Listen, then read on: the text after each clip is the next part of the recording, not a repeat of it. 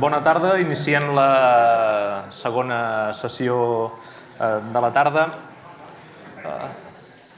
Abans d'entrar directament... Sí, bueno, antes de entrar directamente en materia, no quería dejar de agradecer a Javier Aristu y a Javier Tebar. Básicamente, me están prohibiendo este comentario, pero pero por dos motivos. Bueno, por un motivo fundamental. Hace unos meses, un amigo nuestro, Raimon Ubiols, dijo que actualmente en la sociedad catalana y en España, para resolver el problema, había mejoradores y empeoradores. Y la vocación cívica con la que los dos Javieres decidieron impulsar este foro, pues forma parte de un afán de mejoramiento y, por tanto, gracias. De hecho, cuando escuchaba a Josep María Fradera y pensaba en su utopía del sofá, por ahora teníamos la utopía disponible de Marina Subirats, pero la utopía del sofá de Josep María Fradera también está bien. Creo que deberíamos ser capaces de convertirla en algo parecido a la realidad para que ese afán de mejoramiento tuviese una concreción. Tenemos algún papel escrito ya. Y para la sesión que empezamos ahora voy a leer uno de los puntos que están en la página web de Condiálogos, porque de alguna manera es el marco de discusión que tendremos ahora. Hemos tenido sociólogos, hemos tenido a historiadores y ahora es el turno de los juristas. Dice uno de los puntos: estamos convencidos de que a la altura de estos años el modelo territorial que se diseñó en la Constitución de 1978 debe ser reformado y adaptado a las nuevas realidades y expectativas. No solo porque una parte de Cataluña exija la independencia, que también, sino porque hace tiempo que el modelo de autonomías venía siendo debatido por no responder a las demandas sociales y de un Estado compuesto. Parece más que razonable que haya que abrir un proceso de reforma constitucional que sea capaz de incorporar, entre otras menores, las tres grandes innovaciones de los últimos tiempos: la pertenencia de España a la Unión Europea, la defensa y ampliación de los nuevos derechos sociales e individuales y la recomposición federal de un nuevo Estado, asumiendo las realidades nacionales existentes. Apostamos por reclamar a las fuerzas políticas y al conjunto de la sociedad ese espíritu reformador y abierto de los nuevos tiempos. Nuestra actual Constitución, precisamente porque contiene una masa conceptual y de derechos muy positiva, puede y merece ser reformada para mejorarla. La actual sociedad española sufre convulsiones y procesos de transformación lo suficientemente importantes como para no demandar que su Carta Magna se adapte a estos nuevos tiempos. No hay que temer ni desconfiar de estos procesos de reforma constitucional, no tengamos miedo de lo nuevo. Si las fuerzas políticas asumen un espíritu dialogante, constructivo y positivo, se podría alcanzar un acuerdo básico sobre las tres grandes cuestiones que hemos citado. En realidad lo tenemos escrito, creo ya. Ahora nos hablarán dos catedráticos. Mercedes García Arán es catedrática de Derecho Penal en la Universidad Autónoma y hace pocos días publicó en El País un artículo para mí importante, toda vez que ella es penalista, titulado A vueltas con la violencia, que tiene que ver también con lo que estamos discutiendo. Y hace algunos años más, en 2007, Javier Pérez Royo, catedrático de Derecho Constitucional de la Universidad de Sevilla, cuando se estaba tramitando la sentencia del Estatuto en el Constitucional, publicó un artículo con un título modesto, Golpe de Estado en el país, que me parece también que tiene algo que ver con lo que nos toca discutir ahora. Como hemos pactado esta mañana, la profesora Arán empieza dándonos un marco del asunto en el que estamos. A ver, me uno a los agradecimientos y a las felicitaciones. Bueno, agradecimiento relativo. Agradezco la invitación, pero no agradezco tanto que me hayáis puesto, no sé dónde están los Javieres, en esta mesa. Y ya se lo dije a ellos en su momento, y es que, bueno, parece que ha dicho los juristas, pero que el enfoque va a ser sobre todo constitucionalista. Yo soy una pobre penalista, que como sabéis últimamente estamos muy ocupados y no hablamos más que de derecho penal. Por tanto, os voy a dar mi visión, que ya os digo que no va a entrar en muchas cuestiones técnicas porque seguro que Javier sabe mucho más que yo. En todo caso, sí que me parece que hay algunos puntos de partida que compartimos todos. Uno, es tópico, se ha dicho muchas veces, el agotamiento del modelo autonómico, o al menos el del 78, o al menos su incapacidad para responder a todos los problemas. Y otro, una cuestión en la que creo que también estamos de acuerdo, y es que lo único que une al nacionalismo español y al nacionalismo catalán es el concepto de Estado-nación, que es algo que repetimos todos continuamente, que hay que superar como concepto decimonónico. Para el Estado español solo puede haber una nación bajo el Estado español, y para el nacionalismo catalán, la nación catalana tiene que tener Estado propio. Por lo tanto, yo creo que es esa idea de Estado-nación que pensábamos que estaba en vías de superación, es exactamente lo que une a los dos extremos en el conflicto que vivimos. Yo creo que deberíamos empezar, otro punto de partida interesante es desdramatizar y acercar lenguajes, y por esto esta iniciativa es importante. No puede ser que cuando una fuerza política habla de bajar la temperatura o de desinflamar, o llamarle como queráis, inmediatamente sea acusada de traición, y los que quieren romper a España, es decir, no me extiendo, porque todos sabéis a qué me refiero, no puede ser. Es decir, si no empezamos por aquí, por evitar las rasgaduras de vestiduras, que yo creo que va para largo, pero que en cualquier caso, o empezamos a acercar lenguajes, o poco que tenemos que hacer. Otra cuestión en la que creo que deberíamos ponernos de acuerdo es, y advierto que voy a decir cosas que ya se han dicho esta mañana, pero voy a resumir muchas porque ya se han dicho, y al revés, añadiré algunas que me las han sugerido lo que se ha dicho esta mañana. Parece evidente que no todas las comunidades autónomas tienen o sienten que tienen, con todos los problemas de la cuestión del sentimiento, la misma relación con España, por razones históricas, políticas, culturales, las que sean. Cataluña es evidente, si no, no estaríamos tan preocupados, pero Andalucía también tiene una relación con España distinta de la que tienen La Rioja o Cantabria, y eso no tendría que ser ningún desvalor ni para La Rioja ni para Cantabria. Esto es una característica de España y, por tanto, un problema, pero que debería dejar de serlo, de España. Pues esto me ha sorprendido un poco el colega de esta mañana, el sociólogo Manuel Pérez, creo que se llamaba, que ha hecho una intervención con la que yo he estado muy de acuerdo en muchos extremos, pero que ha terminado por desearnos suerte a los catalanes. Yo es que creo que no solo es un problema de los catalanes, aquí estamos hablando de cómo reorganizar España, y por tanto no se trata de que nosotros tengamos suerte, se trata de que todos hablemos de lo que estamos hablando aquí. Otra cuestión que creo que también es un punto de partida sobre el que podemos estar de acuerdo. Hay algunas expresiones que se manejan en la política reciente que producen incomodidad o incluso a veces rechazo cuando proceden de Cataluña. Por ejemplo, la voluntad, comillas, la voluntad de situarse a la vanguardia de las aspiraciones de autogobierno de máximo nivel, comillas, identidad propia, comillas, realidad nacional. Son términos que, efectivamente, cuando se dicen desde Cataluña, ya están aquí los catalanes con sus cosas. Los he tomado los tres del preámbulo del Estatuto de Autonomía de Andalucía. Y a eso también nos tendríamos que acostumbrar. Esto pasa, antes lo comentábamos, como en las familias. Es decir, que si con los míos solo me meto yo. Cuidado, no, compartimos mucho más lenguaje, podemos ser críticos con muchas cosas, o no tan críticos, pero que deberíamos acostumbrarnos a no responder a ellas en función de quién las dice. Eso es lo que quiero decir. Y, por tanto, términos como los que acabo de citar y que están, como digo, en el Estatuto de Autonomía de Andalucía, deberían poder ser utilizados con naturalidad en eso que llamamos orientación federal, que está en el texto que ha leído Jordi, que es en el punto del que partimos, se supone, en esta mesa.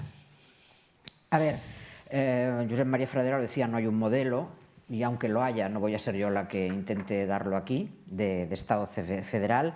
Federalistas de Esquerra, Joan Botella, que está por allí, parece que no partís de un modelo concreto, por lo tanto, mucho menos voy a ser yo la que se arriesgue a darlo. Creo que estamos hablando de una idea, de una manera de salir de este embrollo en el que estamos, cambiando el modelo de organización territorial que tenemos o profundizando en él, pero en cualquier caso también me parece que hay algunos acuerdos de partida. Y fíjense ustedes que estoy hablando de puntos de partida, a pesar del envenenado título que tiene esta mesa, que habla de trayecto, como si ya lo hubiéramos hecho. Yo creo que está empezando, y por tanto de lo que tenemos que empezar a hablar es de lenguajes y de puntos de partida. Uno de ellos: no todas las comunidades autónomas tienen las mismas aspiraciones de mejora de su autogobierno. Me remito a una encuesta del CIS del 2018 que citaba Josep María Vallès, no sé dónde estás, la citaba en un artículo suyo no hace mucho tiempo. En Extremadura aspiran a mejorar su autogobierno el 13%, en Cataluña el 60%. En Extremadura creen que podría suprimirse las comunidades autónomas el 30%, en Cataluña el 14%. Sobre seguir igual, en Extremadura lo suscriben el 42% y en Cataluña el 23%. Fíjense que donde estamos más cerca es en el seguir igual, pero en cualquier caso da dos fotos claras o una foto clara de que no en todas las comunidades autónomas existen las mismas aspiraciones de autogobierno. Yo creo que esto hay que asumirlo, vuelvo a lo de antes, sin que suponga ningún desvalor para nadie. Es que, como decía Eduardo Marquina, España y yo somos así, señora. Es que aquí, bueno, no sé a propósito de que lo decía, seguramente no era muy progre, pero lo recuerdo siempre que hablamos de esto. Y mucho menos debía tener perspectiva de género, pero en fin, vamos a dejarlo, porque si además de añadir la perspectiva de clase tenemos que añadir la de género, no sé si nos aclararemos. A ver, yo creo que la orientación federal debería ser compatible con todas estas distintas aspiraciones de autogobierno, pero también me parece que el ámbito del Estado español no puede establecerse por defecto. Es decir, lo que quede después de lo que no quiera nadie, ¿no? Eso parece evidente que no es una buena perspectiva. Yo no puedo entrar en cómo hay que hacerlo ni cuál es el procedimiento porque no lo sé, pero sí que me parece que algo de lo que hay que partir en esa orientación, esa enigmática orientación federal, es en mantener la corresponsabilidad constitucional de las comunidades autónomas. Y yo creo que el gran reto es conciliar esa afirmación de personalidad propia de las distintas realidades nacionales con la realidad política supranacional. Ese es el reto. ¿Cómo se hace? Está complicado porque voy a lo... Y no entro en el tema de la responsabilidad fiscal, lo ha explicado muy bien Maite Vilalta esta mañana y además tampoco tengo suficientes conocimientos para ello. ¿Problemas? Pues absolutamente todos. Por eso digo, yo no soy especialmente optimista, aunque tampoco quiero ser radicalmente pesimista y terminaremos citando a Gramsci como si lo viera. Pero bueno, esa es otra cuestión.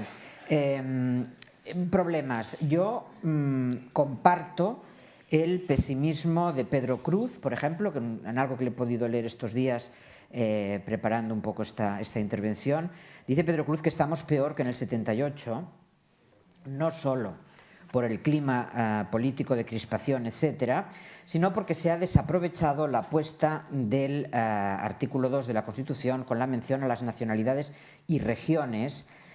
Yo no digo cómo debería haberse desarrollado eso, pero sí que ahí había una apuesta por diferenciar realidades nacionales en las que luego figuró Andalucía, gracias evidentemente a una enorme movilización popular, pero a mí me parece... ¿Ustedes se imaginan a los políticos actuales pactando una fórmula como esta?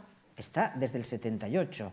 Y aprovecho para reivindicar la transición, que también es algo que está en el documento que nos han dado para... Yo no me imagino actualmente, bueno, a lo mejor, ojalá me equivoque, los políticos actuales asumiendo este texto. Y está en la Constitución desde el año 78, cuando salíamos de lo que salíamos, y no me voy a extender en ello. Se ha hablado ya del carácter abierto, del modelo autonómico, etcétera, etcétera. No voy a extenderme ahí, pero también es verdad que el catalanismo político, como aquella aspiración a participar en la transformación de España, está muy tocado. Yo no sé si hasta qué punto puede resurgir o no, pero es verdad que después de la Constitución, de la sentencia constitucional, que yo también estoy de acuerdo que no hay que establecer ahí un Rubicón, pero sí que es verdad que dio muchos argumentos para que nos dijeran a los que aspirábamos a intervenir en la reorganización de España, les dio muchos argumentos, es decir, no hay nada que hacer, ¿no? Y sin volver a ver dónde empieza la cosa. Yo algunas veces en todo este lío he tenido la sensación de la pareja que se divorcia y discuten quién empezó primero. No se trata de, se ha dicho ya antes, no se trata de debatir quién empezó, sino de ver dónde estamos. Y con esto llego a otro tema que voy a ser breve porque ya se han dicho muchas cosas esta mañana con las que estoy absolutamente de acuerdo, que es la maldita y antipática cuestión de la llamada asimetría. Se ha hablado mucho de ella aquí, y es verdad que produce desasosiego en muchos sectores de la sociedad catalana ante la posible uniformidad y alarma en el resto de España ante una posible diferencia catalana. Yo no sé si es posible o no, de esto hablará después Javier. También creo que te he leído algo diciendo que no es muy posible, pero recuperar aquella apuesta de la Constitución del 79 por dar salida a las distintas realidades nacionales. Yo no sé si es posible, pero también creo que nuevamente debemos desdramatizar en este tema. Esta mañana se ha empezado a hacer ya, y yo creo que para mí ha sido una de las aportaciones del debate de esta semana, porque era el tema que yo había seleccionado por la tarde, que me lo habéis pisado la mayoría de los que habéis intervenido, pero sí que creo que en esa desdramatización, incluso alguien, lamento no recordar quién, ha dicho que a lo mejor habría que buscar otra palabra, porque esto de la asimetría suena fatal, pero hay que desdramatizar. ¿Por qué? Primero, porque el actual Estado autonómico es asimétrico, y no iré a lo del ejemplo que por manido y por sabido de Euskadi y Navarra, es porque, vamos a ver, y aquí perdonadme que hable como penalista, pero en el cogollito del Estado, que es el ejercicio legítimo de la violencia, no todas las... Cataluña tiene policía y prisiones. Hay otras comunidades autónomas que tienen policía propia también, pero las prisiones, la competencia de prisiones, Cataluña fue la única que la quiso asumir. El País Vasco también. Creo el País que Vasco ahora quería, la pero no se la dieron. Que el País Vasco también la quería, lo que pasa es que no se la daban, vale, por razones obvias. No, ahora iba a decir lo del País Vasco, pero lo cierto es que ninguna otra lo solicitó. Y yo no creo, yendo a eso de no ser menos que nadie, que ni Andalucía ni Castilla-La Mancha sean menos porque no tienen competencia sobre las prisiones. Por tanto, y dejo de lado pues otros ejemplos como el Código Civil o otros muchos, ¿no? Por tanto, desdramaticemos también esta cuestión. Hay cosas que en el 78 nos parecían imposibles y a las que luego nos hemos acostumbrado. A mí me parecía imposible que Cataluña tuviera competencia, su cuerpo policial propio y que se retirara el otro. No, bueno, luego vienen de vez en cuando, pero esa es otra cuestión. Yo creo que eso por un lado, ¿no? Y sobre todo que cuando se admite esta diversidad, también tendríamos que ser cuidadosos a la hora de utilizar el término, y creo que alguien lo ha dicho esta mañana, privilegio. Los ejemplos que acabo de citar no son privilegios. Yo no creo que sea un... Bueno, ya veo que Javier se pone nervioso, yo me llevaré a la contra, pero yo creo... Yo no, en absoluto. Bien, yo no creo que sean privilegios. Hablaríamos de privilegios como desigualdades sin fundamento razonable, como dice el Tribunal Constitucional, en materia de igualdad de derechos. Pero aquí también habría que hacer una matización. Alguien ha dicho esta mañana que, perdonad, pero la memoria reciente me patina, alguien ha dicho que no puede ser que Cataluña tenga mejores servicios sociales que Andalucía, ni que tenga las tasas universitarias más caras de España. Es decir, hay niveles... Andalucía, y la Universidad Andaluz, la conozco un poco, ha apostado mucho más por la universidad pública de lo que lo ha hecho Cataluña. Aquí pagamos, las matrículas que se pagan en la universidad aquí son las más altas de España. Quiero decir que cuando hablamos de igualdad de derechos, también hay un nivel de responsabilidad en los gobiernos autonómicos, que no, son los que realmente tienen que hacer políticas de igualdad en las competencias que manejen. Por lo tanto, vamos también a rebajar el término privilegio, porque habría que decir muchas más cosas. Y casi termino. Yo diría que, un poco, para acabar con esta historia de la simetría, Cataluña no puede ver el ser más como un objetivo en sí mismo. Quiero decir que Cataluña debe asumir que no puede negar que otros aspiren a tener las mismas competencias a las que aspira Cataluña. Por tanto, lo del diferenciarse por arriba no puede ser un objetivo, además vacío de contenido. Diferenciarte por arriba, ¿para qué? ¿Para qué quieres más competencias? Explícanos para qué las quieres, ¿no?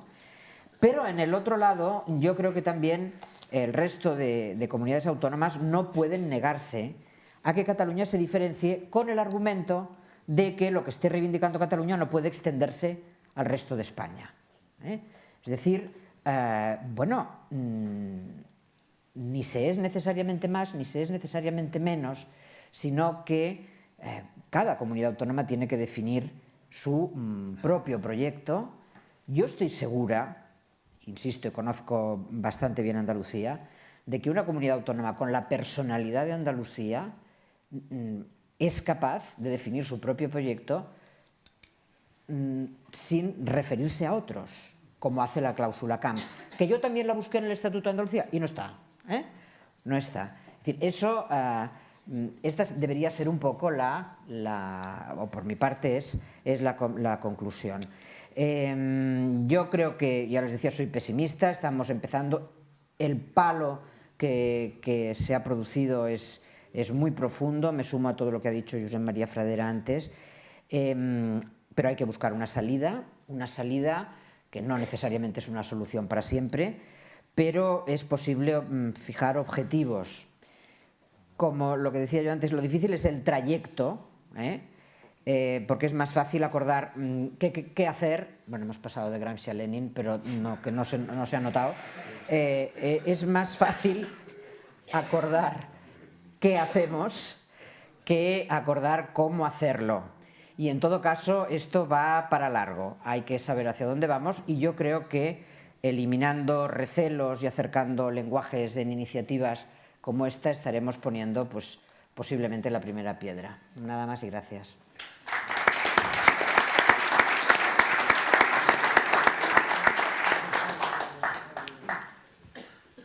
Bueno, el título de la intervención que yo le tenía pensado, y les sigo pensado, es ¿por qué una Constitución federal? Era el título que yo le tenía puesto a mi intervención. Y en el caso de que las cosas que se están haciendo aquí se hiciera alguna publicación, pues la entregaría para eso, ¿no? Entonces, vamos a ver, cuando yo empezaba a explicar la descentralización política a los alumnos, yo me remontaba, Mercedes, al derecho a la vida, al artículo 15 de la Constitución. Y les decía a los alumnos, ¿recuerdan ustedes cuando hablábamos del derecho a la vida y de la interrupción del embarazo? Que básicamente hay dos alternativas. Una que considera que la interrupción del embarazo es siempre un acto antijurídico que puede ser exonerado de responsabilidad penal en determinados supuestos: violación, malformación de feto, peligro para la vida de la madre. En esos casos se puede practicar la interrupción del embarazo sin que exista responsabilidad penal ni para la mujer que interrumpe el embarazo ni para el equipo médico que lo practica, ¿no? Es la ley de supuestos, la que se conoce como la ley de supuestos. Y la segunda es la que considera que la interrupción del embarazo es un derecho constitucional de la mujer embarazada que puede interrumpir el embarazo en los plazos que está fijado por la ley. Es la ley de plazos. Yo les decía a los alumnos, la primera es una respuesta. La primera es una respuesta, la segunda es una solución. La primera es una respuesta porque no habla el lenguaje de los derechos. Simplemente una mujer puede no ser perseguida penalmente en el caso de que interrumpa el embarazo en determinados supuestos, pero siempre sometido a la interpretación de la ley y, por lo tanto, no está ejerciendo un derecho, sino que está llevando a cabo una actividad que en principio es ilícita, pero que puede no ser perseguida penalmente en determinados supuestos. No se está hablando el lenguaje de los derechos fundamentales, por lo tanto es una respuesta que se le da a un problema, pero no es una solución. La segunda es una solución. La segunda es una solución, habla el lenguaje de los derechos. Usted tiene derecho. Usted tiene derecho. Y la mujer que interrumpe el embarazo y el equipo médico que la asiste tienen la seguridad de que están ejerciendo un derecho y que no van a tener ninguna responsabilidad penal por esa acción. Entonces, después de fijarle esa distinción entre respuesta y solución, la trasladaba a la descentralización política. Y le decía a los alumnos, el Estado de las autonomías es al Estado federal lo que la ley de supuestos es a la ley de plazos. El Estado de las autonomías es una respuesta a un problema. Una respuesta a un problema inaplazable que tenía la sociedad española cuando muere el general Franco. La sociedad española sabía lo mismo, lo que nos suele ocurrir a los seres humanos a lo largo de toda nuestra vida, que sabemos lo que no queremos cuando tenemos que tomar determinadas decisiones, pero no sabemos lo que queremos. No saber lo que no se quiere es relativamente fácil, pero saber lo que se quiere es muchísimo más difícil. Y a la sociedad española le ocurría lo que le está ocurriendo a la sociedad británica con el Brexit, que sabe lo que no quiere, pero no sabe lo que quiere. Y está ahí, dando vueltas porque no sabe lo que quiere. Porque no sabe lo que quiere. Para la sociedad española, con la descentralización política, le ocurre lo mismo. Sabía lo que no quería, lo que no podía querer. La sociedad española sabía y sabe desde el sexenio revolucionario. Desde el sexenio, no desde 1931, sino prácticamente desde el sexenio, que el Estado unitario y centralista no puede ser la forma de Estado de la democracia española. Puede ser la forma de Estado de la no democracia, pero de un Estado, de una democracia, no puede ser la forma de Estado. Y por lo tanto sabía lo que no quería, no podía querer el Estado unitario y centralista, pero lo que no sabía es lo que quería, qué debía de poner en su lugar. Y por eso la Constitución española no define la estructura del Estado, no define la forma de Estado, sino que introduce un principio de unidad política del Estado y a ese principio de unidad política lo acompaña con el reconocimiento del derecho a la autonomía de las nacionalidades y regiones que integran España. Ustedes pueden ejercer el derecho a la autonomía con el límite de la unidad política del Estado. Compromiso entre el principio de unidad política del Estado y el reconocimiento del derecho a la autonomía, el ejercicio del derecho a la autonomía de las nacionalidades y regiones.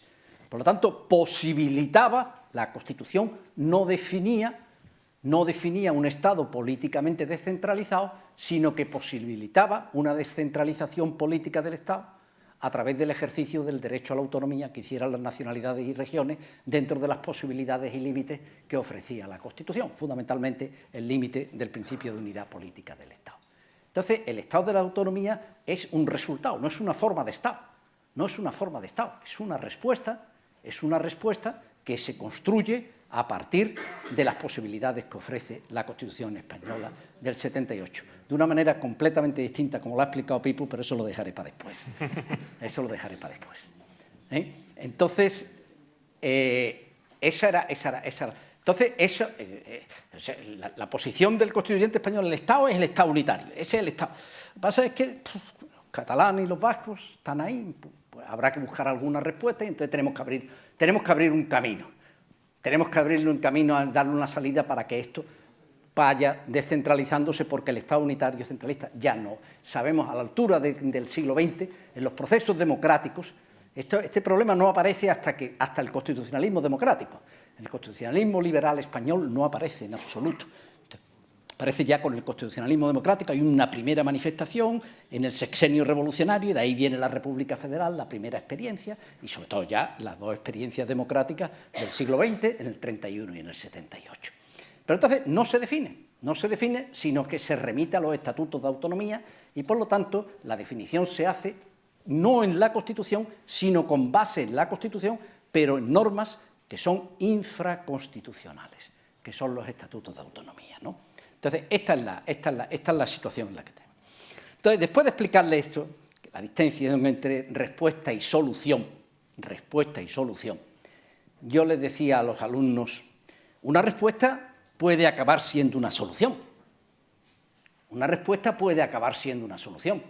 Si una respuesta se proyecta en el tiempo de manera indefinida y acaba echando raíces en la sociedad puede considerar que el problema ya tiene una solución, que ha dejado de existir y que, en consecuencia, la respuesta se ha convertido en solución.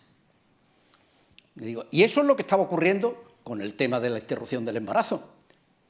A principios del siglo XXI, la sociedad española, con base en la ley de supuestos del 85, con la interpretación que se había venido imponiendo de la misma, la interrupción del embarazo había dejado de ser un problema para la sociedad española. El problema estaba prácticamente resuelto.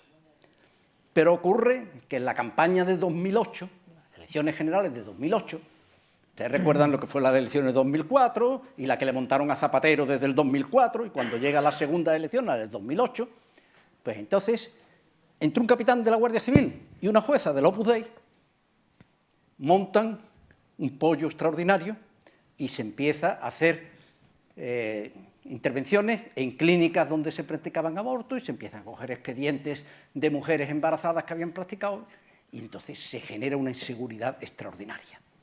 Se genera un problema que no existía, entonces se da cuenta de que el problema no había solucionado, de que el problema ya ha dejado de ser una solución, que el problema de la interrupción del embarazo no estaba solucionado, sino que se le había dado una respuesta que había funcionado hasta ese momento, que parecía que era una solución, pero que había dejado de serlo en el momento en el que hay una intervención en clínicas de Madrid y de Barcelona, coincidiendo justo antes de la campaña electoral. Antes de que empiece la campaña electoral, se hacen intervenciones importantes, masivas, en clínicas de Madrid y de Barcelona, con la invasión de la intimidad de las mujeres y de los médicos que practicaban el aborto. Entonces se genera una situación de inseguridad extraordinaria y de ahí nace ya el proyecto de ley de plazos que se presentará en el 2009, que se aprobará en el 2009 y que se convierte en la ley orgánica que regula la interrupción del embarazo desde entonces. Esa ley fue recurrida al Tribunal Constitucional por varias, entre otros en Navarra, por el Gobierno de Navarra, pero también sobre todo por el Partido Popular. Y esa ley está desde el 2010, desde junio del 2010 está admitida a trámite y el Tribunal Constitucional la tiene ahí en el congelador. Se han desistido del recurso todos los que lo presentaron, menos el Partido Popular. Pero el Partido Popular ha tenido mayoría absoluta para poder modificar la ley y no lo ha hecho. Intentó incluso con Ruiz Gallardón, presentó un proyecto de ley que después, cuando dejó de ser ministro, lo retiraron, y ahí en el Tribunal Constitucional están ahora mismo en el debate si consideran que el Partido Popular se ha desistido al no haber reformado la ley orgánica, habiendo tenido mayoría para hacerlo, y que por lo tanto tiene que entenderse que se ha desistido o no. Pero llevan ya 9 años con el recurso ahí, es el tercer recurso más antiguo que queda todo por resolver en el interior del Tribunal Constitucional, pero en fin, da la impresión, el Partido Popular ha renunciado a llevar el tema de la vuelta a la ley del 85 de la que había hablado Casado en su programa electoral. O sea, da la impresión de que esa respuesta, la ley de plazos va a convertirse, y es muy, muy imprevisible que se vuelva atrás a la ley del 85, ¿no? Es bastante improbable. Pero vamos, totalmente seguro no es, ¿no? Entonces, con el Estado de las Autonomías nos pasaba un poco lo mismo. El Estado de Autonomía era una respuesta, pero la respuesta tuvo casi 30 años funcionando con un grado de satisfacción enormemente alto, de acuerdo con los barómetros del CIS, en todas las comunidades autónomas, en todas. No en todas exactamente igual, pero en todas con una aprobación, con un sistema de aprobación muy alto, ¿no? Y entonces, y sobre todo hasta el año 2000, clarísimamente. Es en el gobierno de mayoría absoluta, cuando tiene la segunda mayoría, el gobierno de José María Aznar, el segundo gobierno de Madrid, cuando empiezan a plantearse procesos o problemas de recentralización y un proyecto del Partido Popular con mayoría absoluta, y donde empiezan a plantearse problemas Primero, el problema que se plantea es en el País Vasco, el Plan Ibarretxe, y entonces que hay una reforma del Estatuto de Autonomía que se hace en el año 2003, y que el Partido Popular en el Gobierno hacía uso del artículo 161.2 de la Constitución, lo recurre y se queda en suspenso. Y la impresión era que eso iba a quedar ya ahí en vía muerta, pero eso es en el otoño del 2003, eso es noviembre del 2003, cuando se produce la suspensión. Después llega el 2004, gana el Partido Socialista las elecciones y a los 25 días de haber ganado el Partido Socialista las elecciones, el Tribunal Constitucional levanta la suspensión. Levanta la suspensión de la reforma del Estatuto de Autonomía del País Vasco, y entonces la reforma del Estatuto de Autonomía se remite al Congreso de los Diputados y, aunque el Partido Popular plantea un recurso de amparo ante el Tribunal Constitucional para que no se discuta la reforma del Estatuto de Autonomía, porque la posición del Partido Popular es que aquí no se discute nada más que lo que yo quiero que se discuta. Lo que yo no quiero que se discuta no se puede ni siquiera discutir. Y entonces planteó un recurso de amparo ante el Tribunal Constitucional para que no se pudiera discutir siquiera, no se admitiera a trámite. Pero el Tribunal Constitucional rechaza ese recurso de amparo y entonces hay la admisión a trámite y es el Pleno del Congreso de los Diputados, hay un debate al que acude Ibarretxe en defensa de la reforma del Estatuto de Autonomía del País Vasco, y el Pleno del Congreso de los Diputados rechaza por anticonstitucional, porque era evidentemente, porque la reforma, el Plan Ibarretxe era un plan independentista en su fundamentación, aunque no en sus consecuencias. O sea, el punto de partida del Plan Ibarretxe era la afirmación de un poder constituyente originario del pueblo vasco, distinto del poder constituyente del pueblo español. Después se proponía hacer uso de ese poder constituyente originario del pueblo vasco, no constituyéndose el País Vasco en un Estado independiente, sino definiendo autónomamente un estatuto de libre asociación con España. Nosotros nos quedamos dentro de España, pero definimos unilateralmente la fórmula de integración y el Congreso de los Diputados no puede cambiar ni un punto ni una coma a la fórmula de integración que define el Parlamento Vasco. Es decir, la fundamentación era una fundamentación independentista, aunque las consecuencias no fueran independentistas. Y suponía una ruptura de la unidad del poder constituyente del pueblo español, por lo tanto, que es la fundamentación del Estado. Entonces, el Congreso de los Diputados rechazó el Plan Ibarretxe, y ya el tema quedó, entre otras cosas porque el Plan Ibarretxe venía muerto de entrada, porque había venido con los votos de Batasuna. El Plan Ibarretxe fue aprobado en el Parlamento Vasco con los votos de Batasuna, además en una maniobra de Batasuna que tenía 6 escaños, que hacían falta 3 para la mayoría absoluta, y entonces fueron 3 votos a favor y 3 votos en contra, ¿no? Fue hasta esa jugada la hizo a Batasuna, jugando, en fin, como le interesaba, ¿no? Haciendo esa maniobra. Entonces el estatuto, la reforma del estatuto llega al Congreso de los Diputados en unas condiciones. Después ya es cuando viene, a partir de ahí viene el Estatuto de Autonomía de Cataluña. Y el Estatuto de Autonomía de Cataluña, evidentemente que no se hizo bien la operación en ningún momento.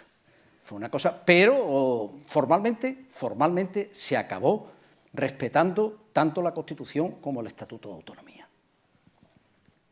Todo, la tramitación se hizo siguiendo la tramitación y además se hizo un control de constitucionalidad del estatuto que aprueba el Parlamento de Cataluña, que es el estatuto que sale del Parlamento de Cataluña, claramente es incompatible con la Constitución, y hay un control de constitucionalidad que hace la Comisión Constitucional del Congreso de los Diputados.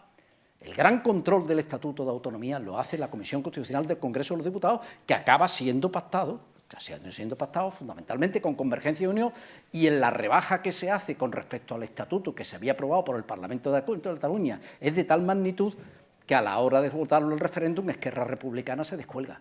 Y Esquerra Republicana votó en contra y pidió el voto en contra. Coinciden el Partido Popular y Esquerra Republicana en el referéndum de ratificación. A pesar de todo, el estatuto se ratifica, el estatuto entra en vigor y pasa 4 años en vigor sin que se produzca la más mínima perturbación en el funcionamiento del Estado de las Autonomías, Al contrario, lo único que se produjo fue una reducción de la conflictividad competencial entre Cataluña y el Estado, ¿no?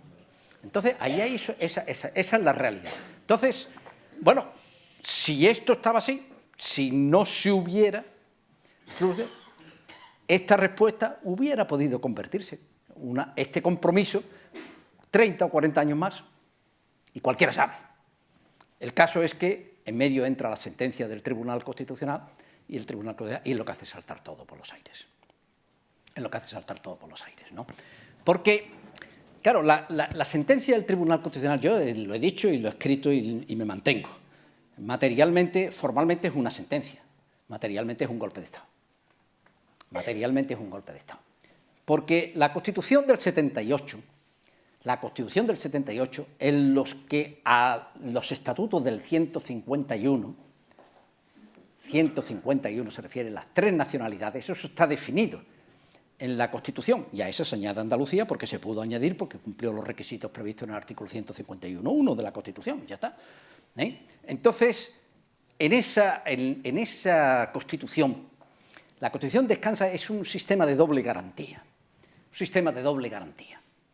que consiste en una garantía que juega a favor del Estado, del principio de unidad política del Estado, que es ninguna nacionalidad puede imponerle al Estado un estatuto de autonomía con el que el Estado no esté de acuerdo. Ninguna nacionalidad puede imponerle al Estado un estatuto de autonomía con el que el Estado no esté de acuerdo. Y por eso el Parlamento de la nacionalidad, o la Asamblea de Parlamentarios de la nacionalidad, no elabora un estatuto de autonomía, sino un proyecto de estatuto de autonomía que lo remite al Congreso de los Diputados y entra en negociación con el Congreso de los Diputados, a través de la Comisión Constitucional del Congreso de los Diputados y una delegación del Parlamento proponente, y ahí fijan el contenido del Estatuto de Autonomía. Y una vez que se ha fijado el contenido del Estatuto de Autonomía, se somete a referéndum, y una vez que se ha sometido a referéndum, vuelve a las Cortes Generales a los solos efectos de que el Pleno de ambas cámaras, en un voto de ratificación, ratifiquen el contenido del Estatuto que ha sido aprobado en referéndum. Es decir, la Constitución territorial, la Constitución del 78, es el pacto entre los dos parlamentos, y el referéndum. A favor de la unidad política del Estado, del principio de unidad política del Estado, juega que usted no apruebe un estatuto, sino que tiene que hacer una propuesta y que el Congreso de los Diputados puede corregir, puede hacer un control de constitucionalidad del estatuto que usted ha propuesto. A favor del derecho a la autonomía, que la última palabra la tienen los ciudadanos de la comunidad autónoma en referéndum. Si usted no puede imponerle al Estado un estatuto con el que el Estado no esté de acuerdo, el Estado no puede imponerle a la nacionalidad un estatuto al que los ciudadanos no hayan dado su asentimiento mediante referéndum. Esa es la Constitución. La Constitución no son los artículos del título 8º de la Constitución y de los estatutos de autonomía. Eso no se lo lee nadie, nada más que los profesores. No lo leemos los profesores, porque tenemos obligación de leerlo. Pero los ciudadanos no. Y además, si lo leyeran, tendrían dificultades para interpretarlo, porque esa es una de las partes más técnicas que hay del derecho constitucional. Y en consecuencia, la Constitución no pueden ser los artículos.